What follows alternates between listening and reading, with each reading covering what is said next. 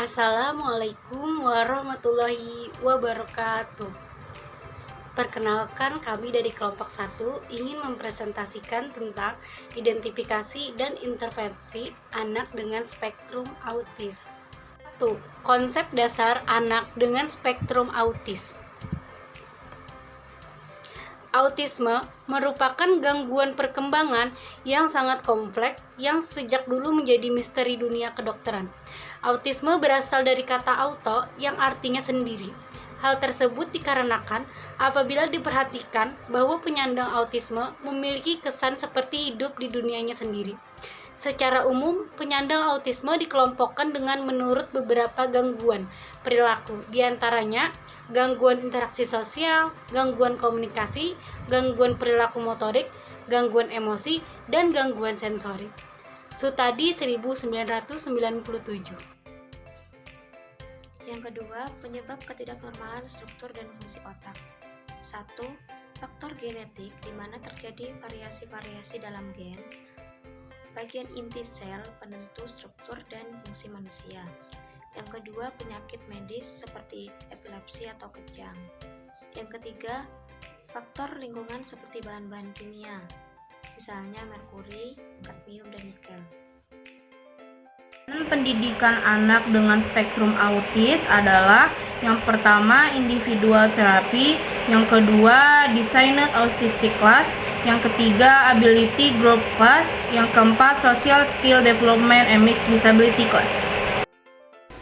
Selanjutnya ada gambaran hasil identifikasi. Yang pertama, identitas anak. Nama Sil Abdi Manilet. Tempat dan tanggal lahir Batu Licin 9 April 2003. Jenis kelamin laki-laki, agama Islam, status anak merupakan anak kandung, anak kedua dari 3 bersaudara. Bersekolah di SLBN Tanah Bumbu kelas 4, alamat Jalan Transmigrasi KM 04.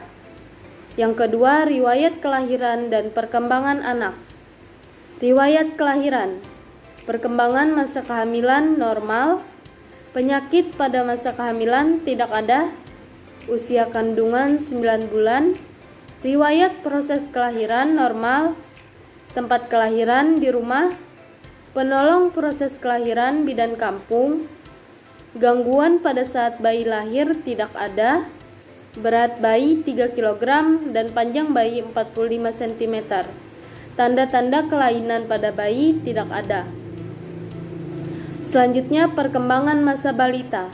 Menyusui ibunya hingga usia 2 tahun, tidak pernah meminum susu kaleng, tidak pernah imunisasi, tidak ada pemeriksaan, kualitas makanannya baik. Kemudian perkembangan fisik. Dapat berdiri pada umur 10 bulan dan dapat berjalan pada umur 1 tahun. Status gizi pada saat balita yaitu baik, penggunaan tangan dominan, tangan kanan. Selanjutnya perkembangan bahasa. Meraba atau berceloteh pada umur 1 tahun, mengucapkan satu suku kata yang bermakna kalimat, misal Pa berarti bapak pada usia 1 tahun, berbicara dengan satu kata bermakna tidak bisa sampai sekarang. Perkembangan sosial, hubungan dengan saudaranya baik, tidak bisa bersosialisasi dengan teman, hubungan dengan orang tua baik, hobi menyanyi, minat khususnya menggambar. Perkembangan pendidikan, masuk TK umur 5 tahun, lama pendidikan di TK yaitu 2 tahun, kesulitan selama di TK tidak bisa diam. Masuk SD umur 13 tahun, kesulitan selama di SD, sulit berinteraksi. Pelayanan khusus yang pernah diterima anak yaitu pernah terapi. Data orang tua atau wali murid.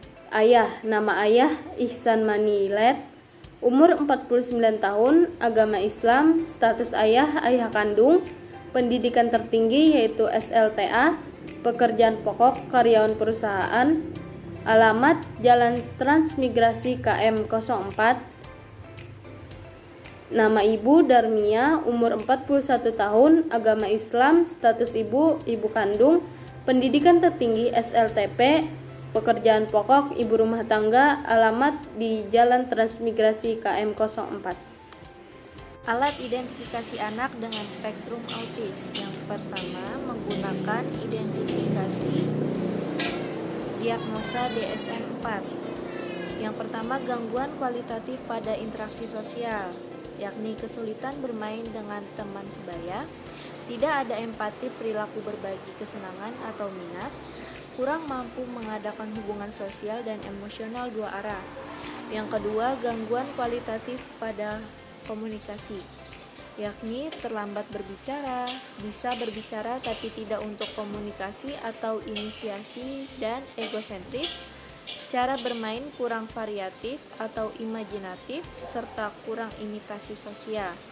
Yang ketiga, perilaku yang terbatas, berulang, dan berpola pada minat dan kegiatan, yakni terpaku pada suatu kegiatan atau rutinitas yang tidak berguna, ada gerakan-gerakan aneh yang khas dan berulang, serta seringkali sangat terpukau pada bagian-bagian tertentu suatu benda.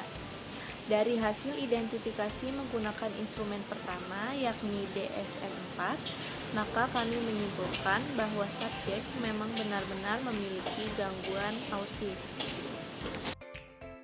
Pada slide terakhir, kami akan membahas instrumen intervensi layanan pendidikan bagi anak dengan hambatan spektrum autis. Yang pertama, yang ada di sekolah. Informasi layanan pendidikan bagi siswa autis, hasilnya ya. Keterangan disediakan guru pendamping bagi siswa autis. Yang kedua, pendamping guru bagi siswa autis, hasilnya ya. Keterangan disediakan guru pendamping bagi siswa autis. Yang ketiga, ketersediaan fasilitas untuk menunjang pembelajaran bagi siswa autis, hasilnya ya. Keterangan terdapat fasilitas penunjang untuk pembelajaran siswa dengan hambatan autis. Yang keempat, layanan pendidikan di masa pandemi, hasilnya ya. Layanan pendidikan di masa pandemi yaitu guru melakukan kunjungan pembelajaran ke rumah siswa atau siswa sesekali ke sekolah. Solusi permasalahan pembelajaran di masa pandemi, hasilnya ya. Keterangan guru melakukan kunjungan pembelajaran ke rumah siswa atau siswa sesekali ke sekolah. Selanjutnya, yang ada di rumah. Yang pertama, pendampingan orang tua dalam pembelajaran bagi siswa autis, hasilnya ya. Keterangan orang tua mendampingi siswa dalam proses belajar di rumah. Kedua, ketersediaan fasilitas pembelajaran di rumah pada masa pandemi, itu tidak. Keterangan fasilitas yang diberikan hanya kunjungan guru. Yang terakhir, ketiga, solusi permasalahan pembelajaran di masa pandemi, hasilnya ya. Keterangan guru melakukan kunjungan pembelajaran ke rumah siswa atau siswa sesekali ke sekolah.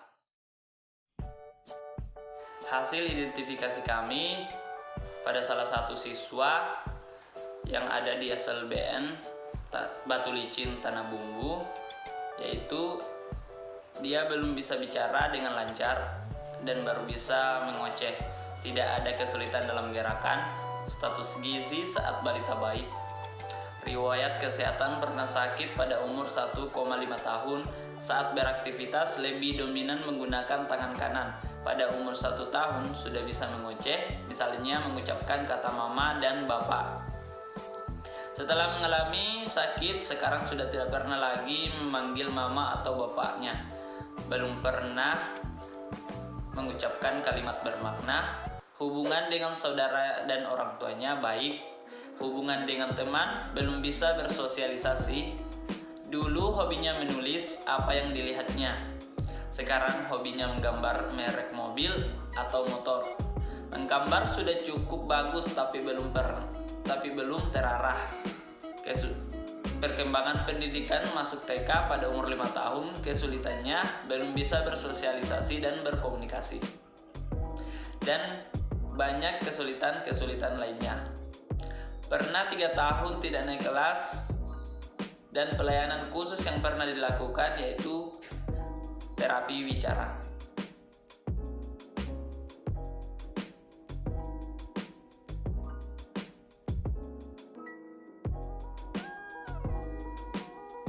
Yaitulah tadi presentasi laporan hasil kunjungan kami yang bertempatkan di sekolah SLBN Batu Licin Tanah Bumbu pada hari Selasa tanggal 20 April 2021.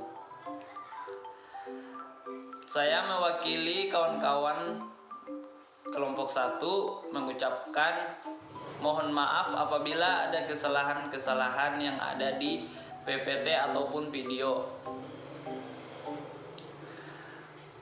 Saya akhiri, wabillahi taufiq wal hidayah. Wassalamualaikum warahmatullahi wabarakatuh.